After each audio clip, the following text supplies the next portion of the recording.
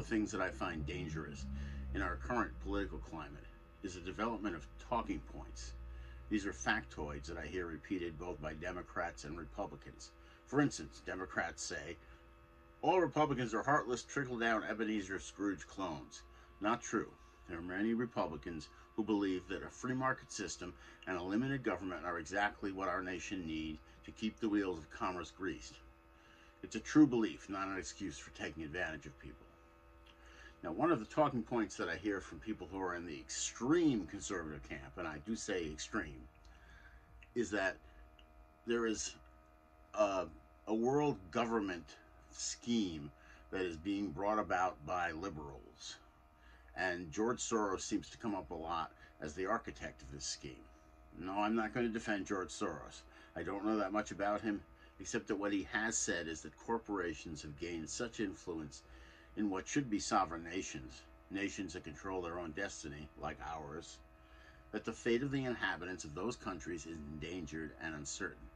His solution is not a formal world government, but some body that acts to control the effects that large corporations have on local national governments. I won't take Mr. Soros' side, nor will I assume that an international body that watches the behavior of corporations, which is something like a governmental body, won't morph into the same kind of controlling albatross that most governments turn into. In other words, a watchdog body that can control the behavior of corporations could become an incredible corrupt nightmare. Look at what happened with communist countries where the well-intentioned reformers became brutal dictators.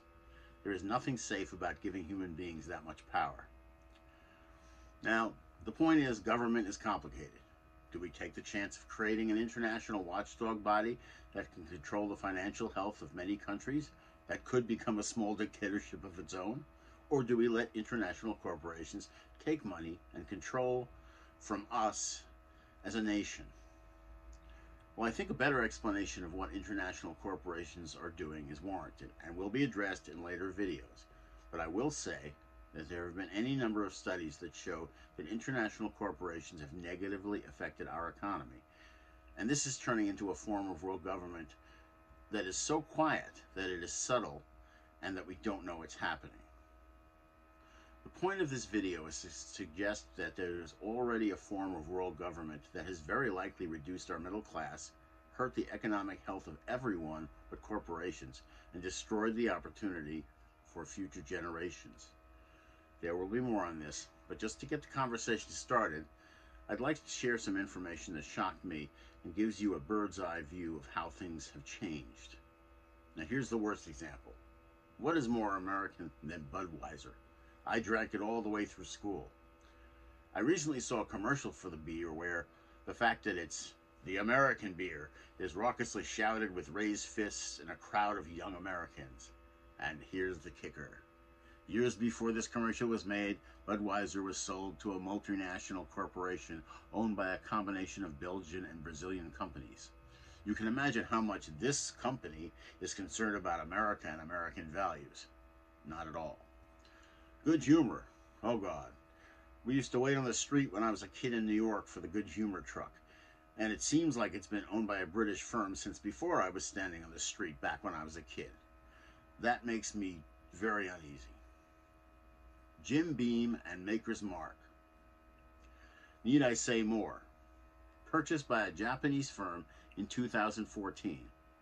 Now this is just a teaser, and there are many other companies that have been sold to foreign interests, including 7-Eleven. What it does show is that people with no interest in American economic health or American values are taking money from us. The point of this video is to begin to make the suggestion that despite what ultra-conservatives may think about liberals' desire to create a world government, we may have already taken the first step in that direction in the form of foreign corporations who are taking our money, taking away American jobs, and affecting our economy as they maximize their own profits. More later. Thanks for listening.